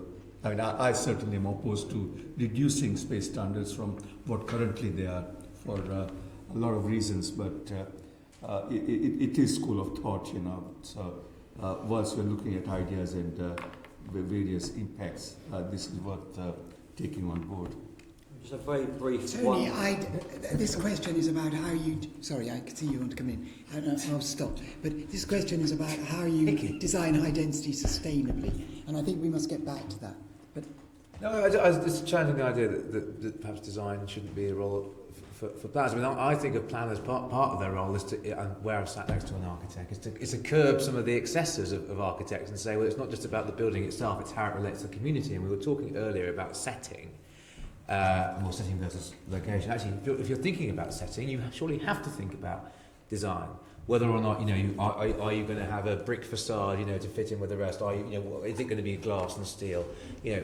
Surely we have to be thinking. The planners, design has to be front and centre for the planner, particularly if you want to get consent from local people and say, okay, it might be a few stories higher, perhaps, than you might like, but it fits in very well with the local area. Well, I mean, Richard Rogers opens a talk that he gives quite regularly with a painting of St Mark's Square in Venice. And he says, show me one building that matches the one next to it. And I think this is a problem with London, that it looks backwards. It looks backwards to what it was. I mean, I was asked to deliver a code level 5 building and put a brick facade on it, which is, you think, how am I decarbonising building by putting bricks on it? It's contradictory. And also that London, as I said before, it's an evolving city. We have to take that into account. That not every building next to another building should look like it. You go to Prague, and every single one's not only a different colour, but it's a different height, size, and shape. And the place looks great.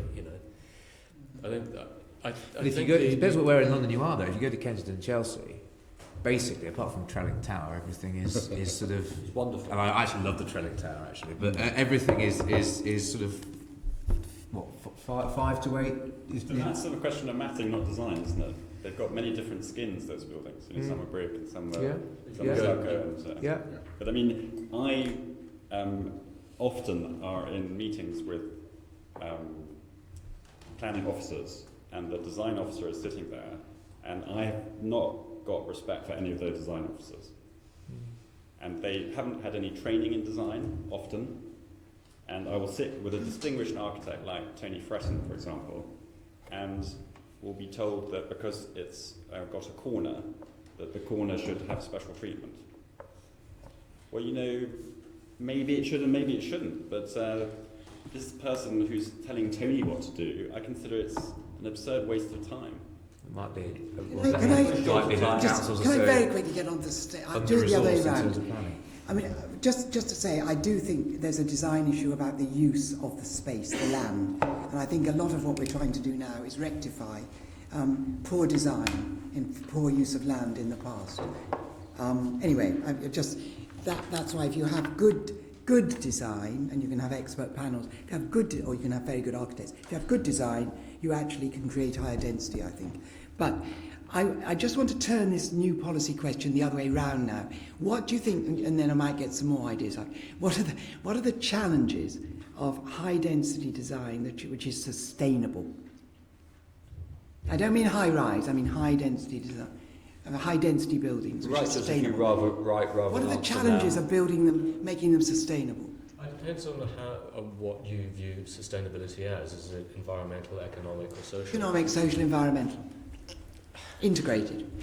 In the past, I haven't had a problem integrating all three because I've been aiming my market at a particular area who are very desperate for housing. I understand the thing about private rental sector, but you know, there's a million people out there chomping at your ankles to buy a place of their own, you know, and that's under 35s. I think it takes proper consideration by the Klein team to create a properly sustainable environment, because it has to take into consideration all these things we've been talking about, whether it's management, communal spaces, how does the building relate to the streetscape, and all those things. It's a very complex question to answer. I think it'll probably take a thesis. You can write to us. Andrew, very 15 seconds. 15 seconds, 2 questions. Will you consider work to provide an evidence base on the different health and social outcomes of different typologies? 54. We'll have to take that back. Thank you. That's what I want. Second question, what effect does all this have on infrastructure? We're talking about well-designed buildings, but you know, we need train stations, we need doctor surgeries, we need all the rest of it. How can we take that into consideration when we're talking about densification? Well, as part of the London plan, we will be thinking about all those things and talking about where we can improve transport. You know, we've got the Mayor's Transport Strategy coming out soon. We'll be looking at how we need to take account of all the different implications of development, so the social infrastructure, schools, etc. So we should have policies in the plan that make sure that those things are considered. There's parts of London at the moment that say it's in the plan, but we're not getting it. Tower Hamlets is an example where there's been quite a lot of controversy over developments which haven't had supporting social infrastructure in place. Well, we're kind of, in particularly Tower Hamlets, we're working on the OAPF for the Isle of Dogs, which is including all that kind of social infrastructure in there. So there are different ways of doing it, but we are, you know, conscious of the issue that you can't just build housing. You really without need to talk to anything else. some of the local councillors on the Isle of Dogs. Anyway, thank you. I'm going to use my chairman's prerogative to drop my last question, which has all been answered during the procedures. So can I thank our guests for the contribution this morning, please? Can I ask the committee to note the report and the discussion, please? Agreed. Thank you. Date for the next meeting is scheduled for Thursday, the 20th of April 2017 at 10 o'clock in the chamber here at City Hall. And any other business? There's no urgent business, so I conclude the meeting. Thank you very much, everybody. Chair, thank you. GLA, Committee Room 5, Sound.